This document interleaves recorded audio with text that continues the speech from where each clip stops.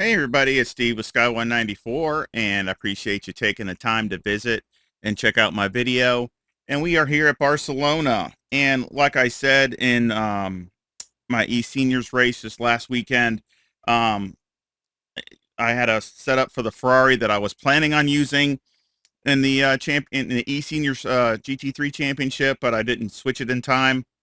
So, but I wanted to go over the setup, and again, I made some little bit more tweaks, and just wanted to try some other things also, just to see if I liked it, didn't like it. So it took me a little bit longer than I was hoping. But again, I just like to have something the best I can when I put it out there. So let's go over. Let's make a lap, and then we'll go over the setup.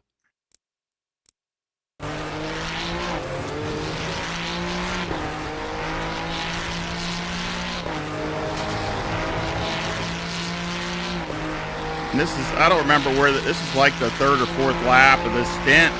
So this is not like the first one. But again, I come down here, I brake right by the 100, right before it. So again, it's just right before the 100.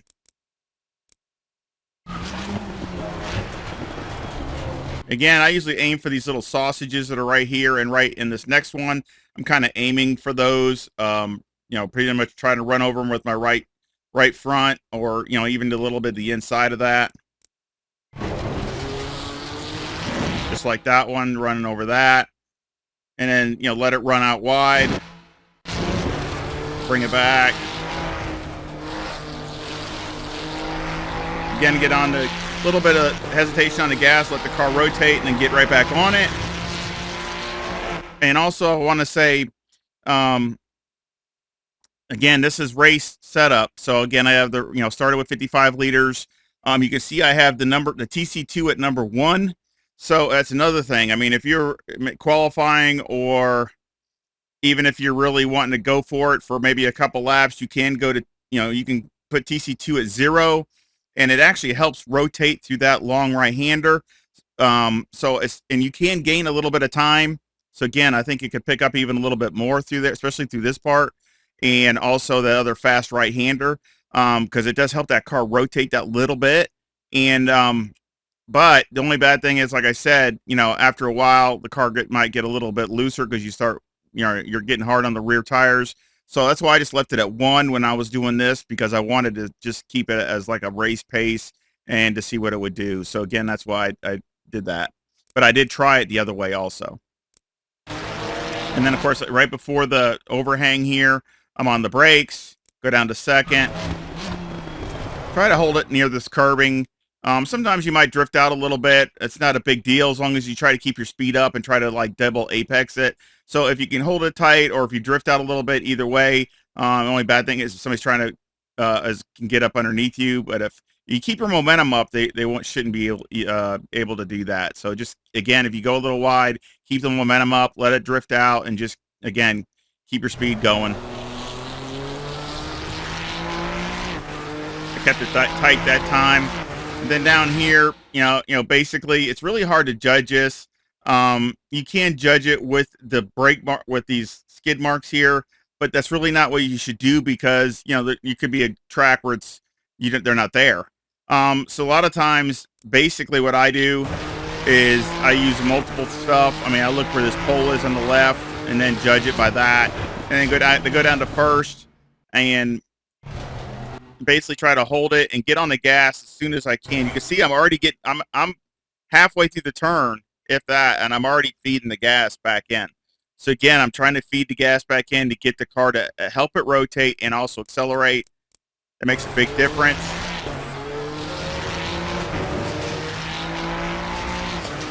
Down here, right where this curbing is on the brakes, go down to second. Hold it in here tight. Well, fairly tight. I try not to usually get on the curb, but I mean, I try to hold it usually a little tighter, maybe just touch the curb. Again, get on the gas as soon as you can. So again, you see, I'm got the throttle already cracked open a little bit, but I try to get on gas as soon as I can. And then here's a real a real critical one because it's a good passing zone. Again, I go right past the curbing here and then touch the brakes and try to bring it in. And this is where I was talking about, if you had it at 0, it kind of helps the car rotate also.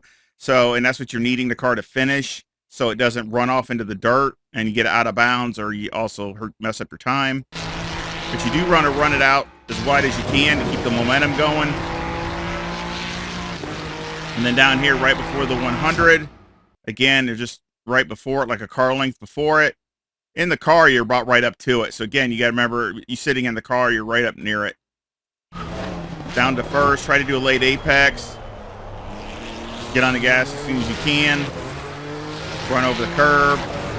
Down to second. Try to stay off that curbing because it'll get you. Let it run out wide. Up to third, back down to second. And again, you can touch this curbing. It doesn't but you don't want to just kill it. But, hitting it a little bit isn't the end of the world. And then, of course, here, you can run over here, almost right on this curbing over here to get the angle. This is really important because this really makes a big difference. I wish they would update this track to go out the outside. I think it would be so much funner than this chicane, but this way it is. Again, you want to come out here and try to square off these corners so you can get on the gas as soon as you can, so you can get that acceleration, and that all adds up all the way down that straightaway. So again, really important. I try to cut it in to where I stay more to the left, left to middle, so that way I can be on the gas going right and get that acceleration. So again, we'll see. See, I'm already getting on the gas, and I'm floored right now. Back off, back floored again. So again, I try to get on and off, but I try to be very aggressive through there, and again, that will carry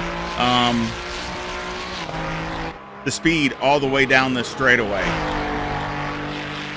And that was a 143.69. So see, speeds right around 167, 166, 167. Okay, but it's fine. Nothing great, but that's still good. Again, I don't worry about that. I'm more concentrated on what the performance is and the time. So let's go over the setup. Again, and that next lap after that was a 143.79. So again, it wasn't like a one-lap wonder. You can run, and maybe you can, better driver, you can maybe do a little bit better than this. So again, you should be right around this, maybe higher 43s.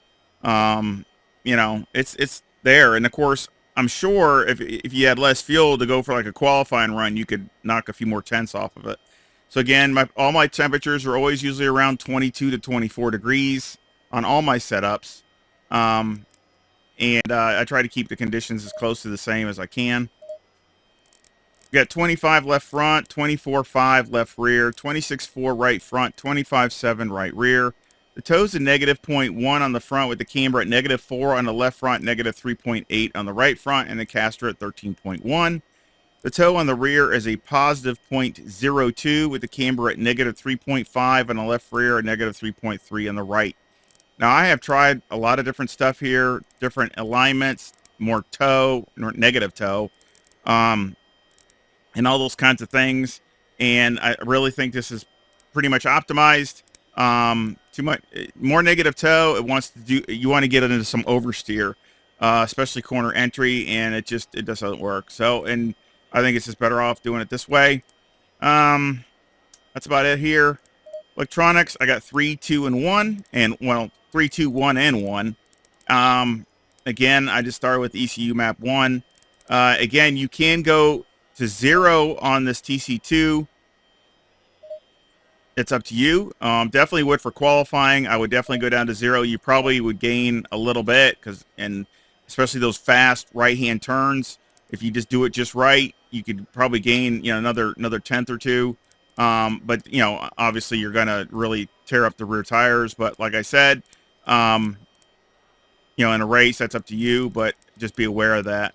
Other than that, I think it's really good. Fuel, 55 liters, number 1 brake pad. Tire wear was very good. Mechanical, got anti-roll bar on the front was 3. Brake bias is 60. Steering's all the way down. Left front on the spring is 201,562 with a bump stop rate of 700 and a bump stop range of 3. And on the right front, the spring is 195,263 with a bump stop rate of 500 and a bump stop range of 5. On the left rear, the spring's 165,182 with a bump stop rate of 1,800 and a bump stop range of 10. On the right rear, the spring's 158,000 with a bump stop rate of 1,400 and a bump stop range of 20. Any roll bar on the rear is 5 and the preload is 120. Now, here I've tried lots and lots of stuff. Lots of bump stop rates, ranges, spring packages. I really tried to go one stiffer all the way around, and it wasn't bad. So it's really close. You might want to try that, but I just think it had a little bit more tire wear, and it maybe just a little bit slower. Very fractional, but it was just maybe a little bit slower. I was about maybe a tenth slower, a little over a tenth. So again, I think this has a little bit better feel, a little bit better balance, and it's even a little quicker. So again, that's why I went with this spring package. I tried a lot of different diff settings, and that last sector, it just seemed like the running less diff, it was causing the car to be a little hard to handle, doing a lot of steering inputs. So I just added a little bit more clicks of diff, and it seemed to calm that down. So again, I think this is the better package, and of course, anti-roll bar goes with it, so the car still rotates like you need it to. Trying to think of anything else. Brake bias, you can go down to 59 if you need to. That's not a problem.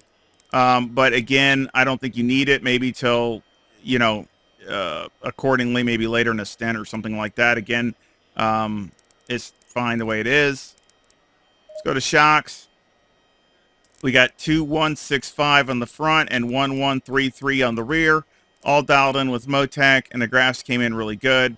And again, I think it handles the bumps very good. Tire wear is good. So, I mean, you can always make some adjustments, and that's, your prerogative if you want to maybe make a few little clicks here and there if you think it would help it. But I really think it's really close anyway. Aero, got 51 in the front, 54 in the rear with a 12 wing and a 4 and a 4, and the brake ducts and the front aero variation is a negative 0.1. Now here, basically, I tried lots of stuff. Wing, ride heights, everything. And this, if you want to, you can maybe go down 1 in the rear. That might give you a little bit better drivability. Might slow you down about a tenth and a half. But it might help you out as far as some of the corners, especially that last sector. You got a lot of lefts and rights and the chicanes and things like that. It might settle it down a little bit. But other than that, everything is good. I try to run a 10 wing. It doesn't make a difference in speed at all. Speed's exactly the same. So why not just max it out if it's going to be the same speed, right? I mean, down the straightaway. So I didn't gain anything. So I just ran that, and that way I could be a little bit more aggressive with some of the other things, like the sway bar and the ride height. So again, I hope it works good for you. I hope you like it. Again, all my setups are free. I'll leave a link to this setup down in the description. And of course, there'll be a link on my Discord, which my Discord is free, and my setups all on there are free. So again, I mean, I would appreciate it if you leave me a like. I really appreciate that. And if you haven't subscribed, please do. It really would help the channel. And again, any comments or feedback are great. And if you like it, and again, this is to get you hopefully in a good ballpark where, if you need to make a few little adjustments to your driving style, it should be very, very close. And again, I hope you do good and run your personal best with it. And again, I love all your feedback and comments. I love talking to all my sim racing friends. And again, thank you to Mark, Larry, and Chris for their support. And again, I hope you come back and visit again really soon. Y'all take care. See ya.